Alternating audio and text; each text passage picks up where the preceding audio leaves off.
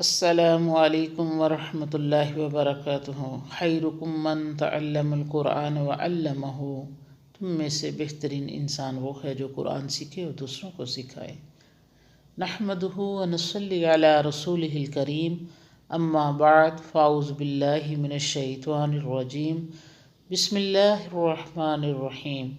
رب اشرح لی صدری ویسر لی امری واحلل عقدۃ من لسانی یفقہوا قولی۔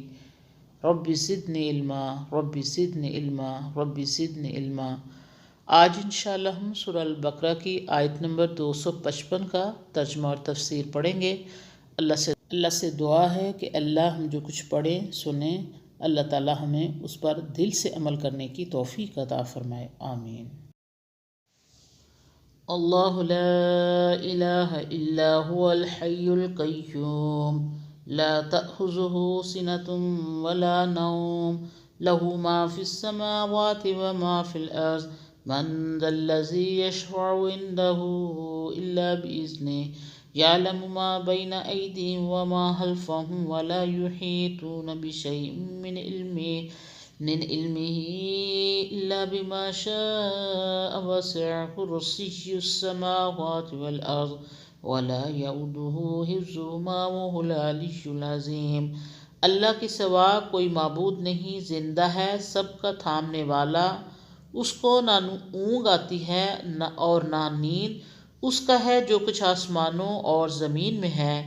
کون ہے جو اس کے پاس سفارش کرے اس کی اجازت کے بغیر؟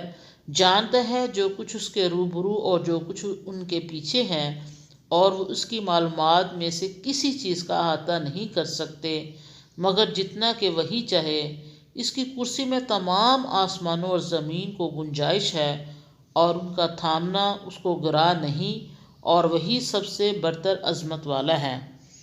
الحی زندہ مراد ہے کہ اللہ تعالیٰ ازل سے ابد تک ہے، زندگی کی صفت اور اس کی ذات صفت ہے، اور نہ کبھی پہلے اس پر موت طاری ہوئی ہے اور نہ آئندہ کبھی ہوگی۔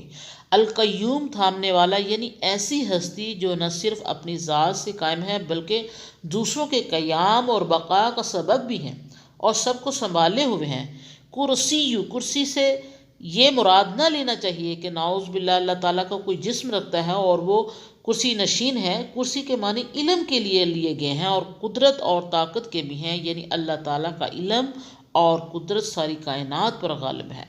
یشفع عندہ، اس کے پاس سفارش کرے، سفارش کے معنی سفارش کے ہیں، اور شفیع سفارش کرنے والے کو کہتے ہیں۔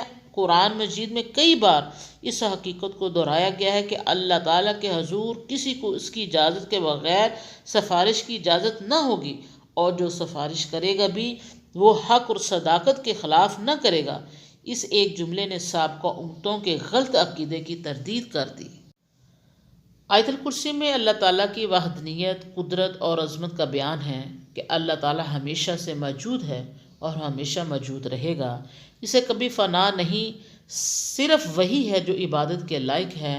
وہ ایسی صفتوں کا مالک ہے کہ اس کے علاوہ کسی کی تعریف مناسب نہیں۔ وہ کل کائنات مخلوقات کو پیدا کرنے والا، سب کا پالنے والا، تمام کی ضروریات کو پورے کرنے والا ہے، اور ان کے تمام کاموں کے کرنے میں اس کا کوئی شریک نہیں، اسے کسی کی مددگار کی ضرورت نہیں۔ وہ اکیلا ہی سارے کام انجام دیتا ہے اور وہ اس پر پوری طرح حاوی ہے۔ وہ ازل سے ہے اور ابد تک رہے گا، اس کی ذات سے ہی سب زندہ ہیں۔ وہ ہمیشہ سے قائم ہے اور دوسروں کے قائم رہنے کا سبب ہیں۔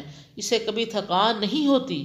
ساری کائنات کی اس قدر وسیع انتظام کے باوجود بھی اسے نہ آرام کی ضرورت پڑتی ہے، نہ اسے کبھی اونگ آتی ہے اور نہ نیند، اور وہ ہمہ وقت بیدار اور ہوشیار ہے۔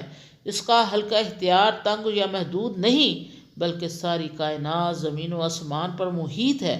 سب کچھ اسی کے لیے ہے اور اسے ہر چیز پر اختیار اور غلبہ حاصل ہے۔ یہ تمام چیزیں اس کے حکم سے بندھی ہوئی ہیں اور جس طرح چاہے کام لیتا ہے۔ اس قدر علم و قدرت اور عظمت کا مالک ہونے کی حیثیت سے اللہ تعالیٰ کے پاس کسی شخص کو سفارش کی جرت نہیں ہو سکتی۔